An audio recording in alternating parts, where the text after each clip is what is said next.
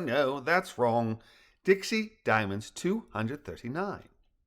Mets 10:07 p.m. Dixie, Australia 7:07 a.m.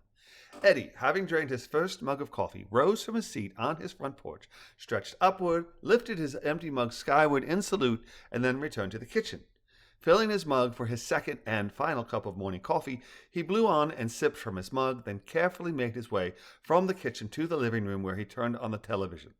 Mindful of his sleeping bride, he immediately lowered its volume and then plopped down on their sofa. Looking for a quick update on the state of the world on the first day of the final year of the 20th century, Eddie flipped to his local station and subsequently furrowed his brow as the live helicopter feed of a SWAT invasion of a large home nestled within an upscale urban neighborhood flashed along the bottom right side of his screen, accompanied by scrolling captions that provided sufficient details to pique his interest without satisfying his curiosity. Reading the captions, he learned that the Brisbane Police Department had arrived in force to 13 Vulture Street at sunrise and cordoned off the area, and that an anonymous tip had been phoned in when the rattle and hum of continuous track tank tread had rumbled through the neighborhood. According to the captions, at 5:15 an explosion had been reported and that a SWAT tank had slammed into the front of 13 Vulture. The 7 News helicopter arrived shortly before 5:30, and reporter Hannah Males continued as the voice for the eye in the sky, while additional news teams from both 7 News as well as other news organizations remained at the scene, where they filmed from the perimeter that BPD had cordoned off. "Balloony!" Ed said aloud before scrunching his face in contrition for fear of having awakened Lizzie.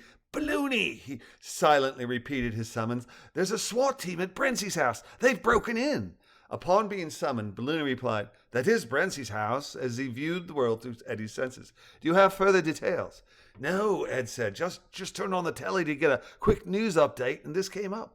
It looks like SWAT's inside." "It certainly does. Do you mind if I reach out to the others to let them know?" "No, of course not," Ed replied. "This is big, isn't it?" "It certainly seems so. Give me a minute, I'll be back." "No worries. I'm not sure what's going on, but it's big enough news to have a helicopter hovering overhead and teams of reporters on the ground." "It certainly does," Balloony replied. "I'll be back with some friends in just a moment." "Perfect. Oh, I hope this is good news," Ed replied before being left to his own thoughts as Balloony telepathed his compatriots. "Joey," Z asked as he reached out to Z's Mets connection, "are you available for a quick news flash, or is this a bad time?" "I am available, Big B," she replied. "I'm just heading out the door to meet some friends for New Year's Eve." "What is your news?" "Eddie Borden is watching live coverage of the Brisbane police serving their warrant at Brentsy's home.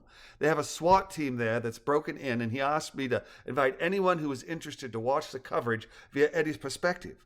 Are you interested, and if so, would you like to join us?" "Yes, to both," Joey replied. "I am just leaving my room, so I'll be alone, so to speak." "Yes, please include me." "Will do. Let me alert the others, and we'll go from there." "Wonderful," Joey said as she slipped into her coat and exited her room.